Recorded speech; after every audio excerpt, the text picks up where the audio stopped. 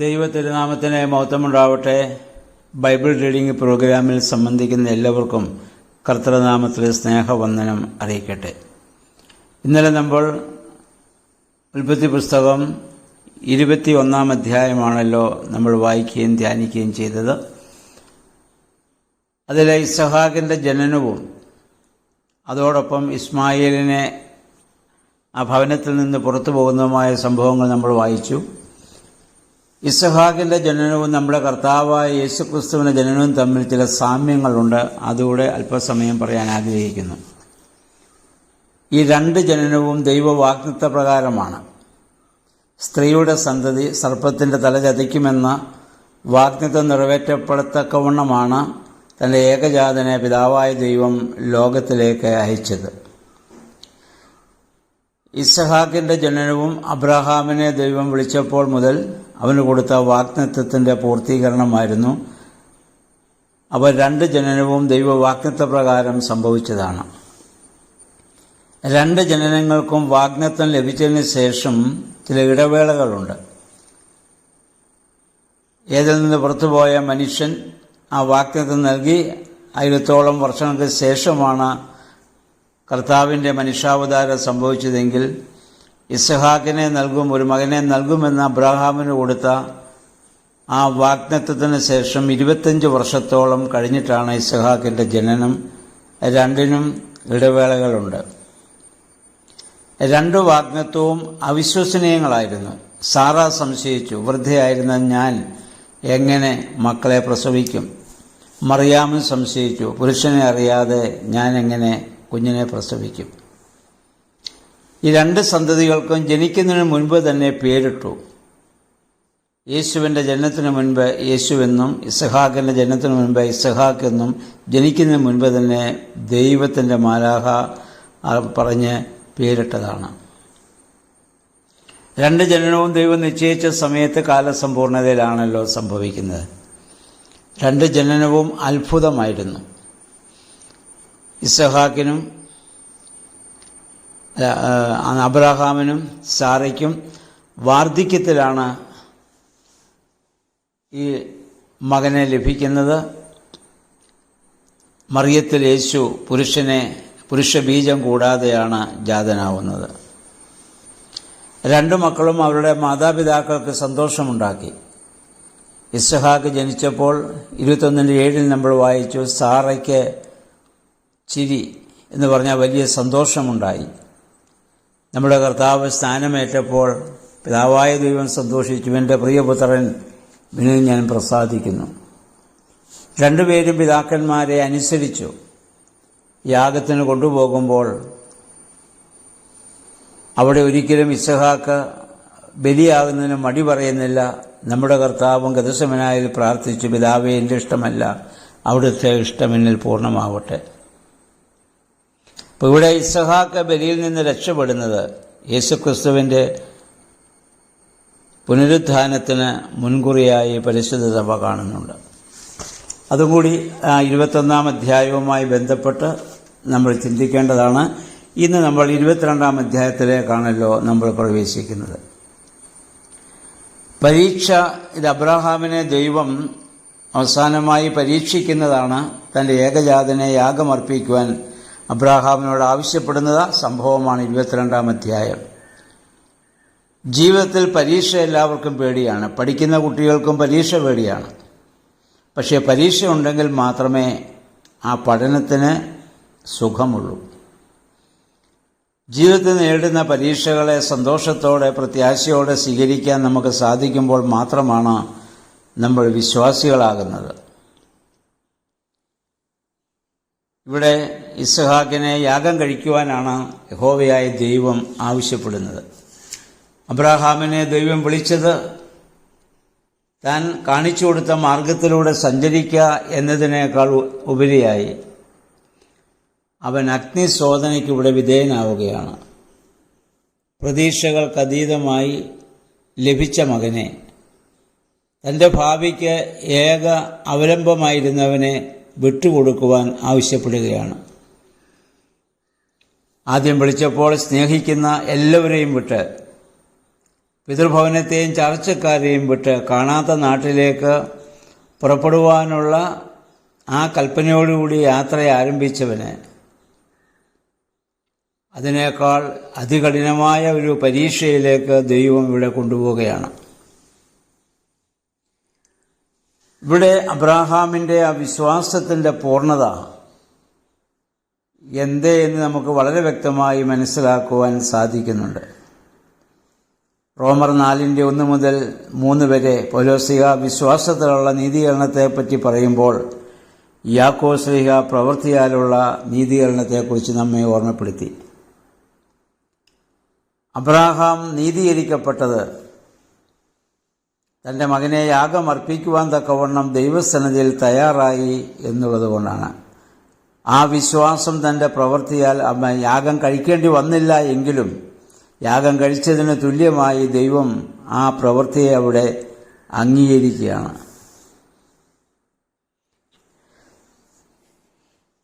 ഇനി നമുക്കിവിടെ കാണുവാനായിട്ട് സാധിക്കുന്നത് അബ്രാഹാമിനെ യഹോവയായ ദൈവം ആവശ്യപ്പെടുന്നു, നിന്റെ ഏകജാതനെ യാഗമർപ്പിക്കുവാൻ നീ തയ്യാറാവണം.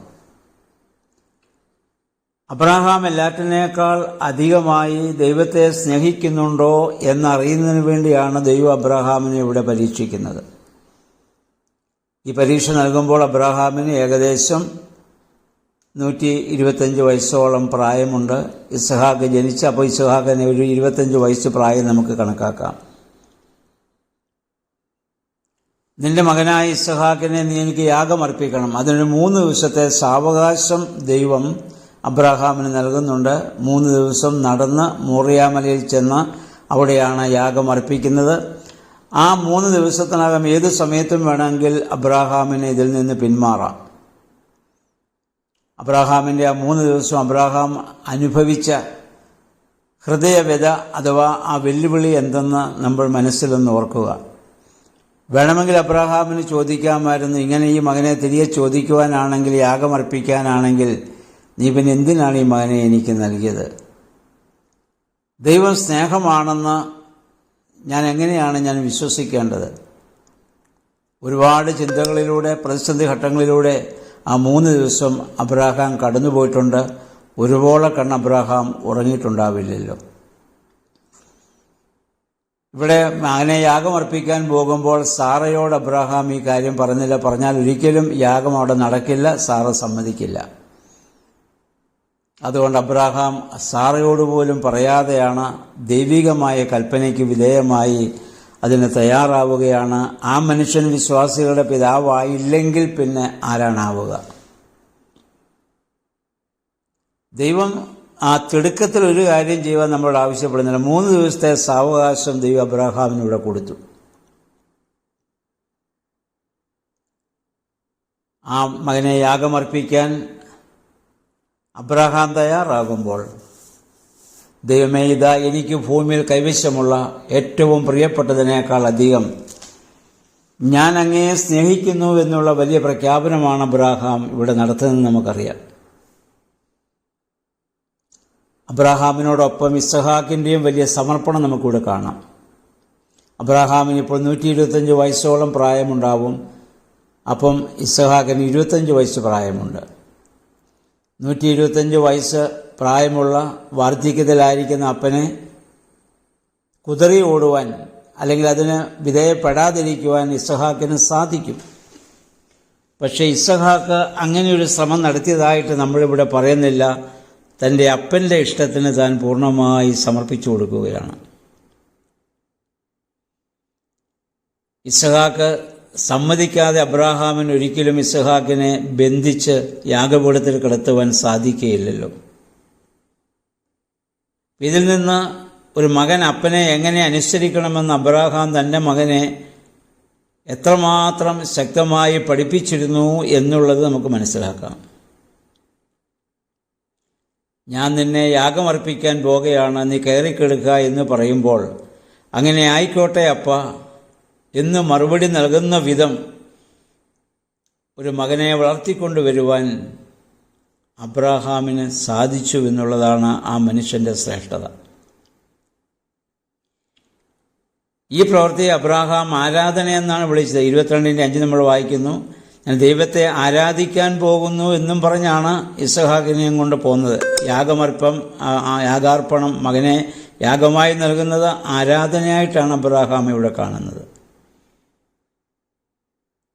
അബ്രാഹാമിൻ്റെ ആ സമർപ്പണം കണ്ട ദൈവം അബ്രാഹാമിനോട് പറഞ്ഞു 22:12, നീ എന്നെ ഭയപ്പെടുന്നുവെന്ന് ഇപ്പോൾ ഞാൻ അറിയുന്നു. നീ എന്നെ ഭയപ്പെടുന്നുവെന്ന് ഇപ്പോൾ ഞാൻ അറിയുന്നു. ദൈവമേ, ഈ ഭൂമിയിൽ എൻ്റെ കൈവശമുള്ള ഏറ്റവും പ്രിയപ്പെട്ടതിനേക്കാൾ അധികം ഞാൻ അങ്ങയെ സ്നേഹിക്കുന്നു എന്നാണ് അബ്രാഹാം ഈ മകനെ യാഗമർപ്പിക്കാൻ തയ്യാറാകുമ്പോൾ അവിടെ നടത്തുന്ന പ്രഖ്യാപനം അതാണല്ലോ. അപ്പം അബ്രാഹാം തൻ്റെ കുടുംബാംഗങ്ങളെക്കാൾ ദൈവത്തെ സ്നേഹിച്ചതുകൊണ്ടാണ് 50 വർഷങ്ങൾക്ക് മുൻപ് 75-ാം വയസ്സിൽ പിതൃഭവനത്തെയും ചാർച്ചക്കാരെയും വിട്ട് ഇറങ്ങി വരാനും അദ്ദേഹം തയ്യാറായത്.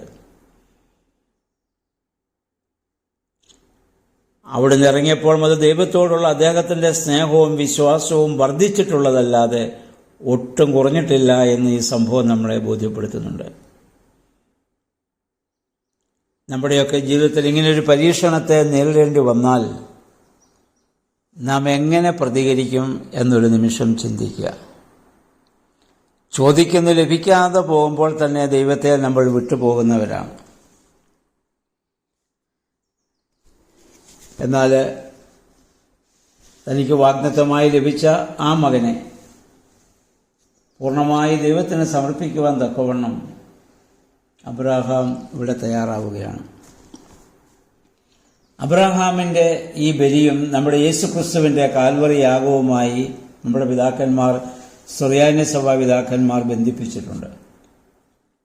അവർ പറയുന്നു, ഭാരമേറിയ വിറക് കെട്ടും തോളിലേന്തി മോറിയാമലയിലേക്ക് നടന്നു കയറുന്നവനായ ഇസഹാക്ക് ഭാരമേറിയ കുരിശും തോളിലേന്തി ഗോകുൽത്താ മലയിലേക്ക് നടന്നു കയറിയവനായ യേശുവിൻ്റെ നിഴലാണ്.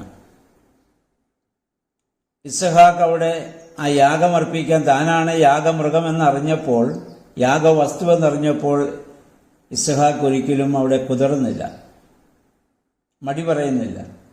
താഴ്വരയിൽ വെച്ച് അവൻ അപ്പനോട് ചോദിച്ചു. അപ്പം യാഗത്തിനുള്ള വിറകും തീയുമുണ്ട്, ആടിവിടെ, ദൈവം കരുതിക്കൊള്ളുമെന്ന തൻ്റെ പിതാവിൻ്റെ വചനത്തിൽ ഇസഹാക്ക് പൂർണ്ണമായി സമർപ്പിക്കുകയാണ്. തന്നെ ബന്ധിക്കാൻ തുടങ്ങിയപ്പോൾ ആയിരിക്കാം ഇസഹാക്ക് മനസ്സിലായത് താനാണ് യാഗവസ്തുവെന്ന്. അവനവിടെ ഒരിക്കലും ഇത് കുതിറി ഓടുവാൻ അവിടെ ഇത് തയ്യാറാവുന്നില്ല. അവിടെയാണ് ആ അപ്പൻ്റെയും മകൻ്റെയും പൂർണ്ണമായ സമർപ്പണത്തെ നമുക്ക് കാണുവാൻ സാധിക്കുന്നത്. എന്നാൽ ഇസ്ഹാക്ക് യാഗമാകേണ്ട സമയത്ത് ആ സമയത്ത് മറ്റൊരാട്ടിൻകുട്ടി യാഗമാവുകയാണ്. നമ്മുടെ സുറിയാനി സഭയുടെ വിശുദ്ധ കുർബാനാക്രമത്തിൽ ഇപ്രകാരം നമ്മൾ പാടുന്നുണ്ടല്ലോ, കുരിശിപ്പാനായി സുതനെ സഖിയോൻ നാട്ടിമരത്തെ കുഞ്ഞാടതിനെ ജനിപ്പിച്ചൊരു മരമുണ്ടായവിടെ, എവിടെ പുത്രൻ കൈകളിലാണിതറയ്ക്കപ്പെട്ടു, ഇസഹാക്കിൻ്റെ കെട്ടുകളെ ഛേദിച്ചതും അവിടെ. ഇസഹാക്കിൻ്റെ കെട്ടുകൾ ഛേദിച്ചു. യേശു ക്രൂശിൽ, ഒരു കുഞ്ഞാടായി യേശു ക്രിസ്തു ക്രൂശിൽ മരിക്കേണ്ടി വന്നു. അബ്രഹാം അവിടെ ചെല്ലുമ്പോൾ അവിടെ ആ ആട്ടുകൊറ്റനില്ല. അവിടെ ഒരു ആട്ടുകൊറ്റൻ മരത്തിൽ അല്ലെങ്കിൽ ഇത് ചെടികളിൽ കുരുങ്ങിക്കിടക്കുന്നത് കണ്ടു. ക്രൂശിൽ കുരുങ്ങിക്കിടക്കുന്ന യേശുവിൻ്റെ ഒരു നിഴലാണ് ചിത്രമാണത്.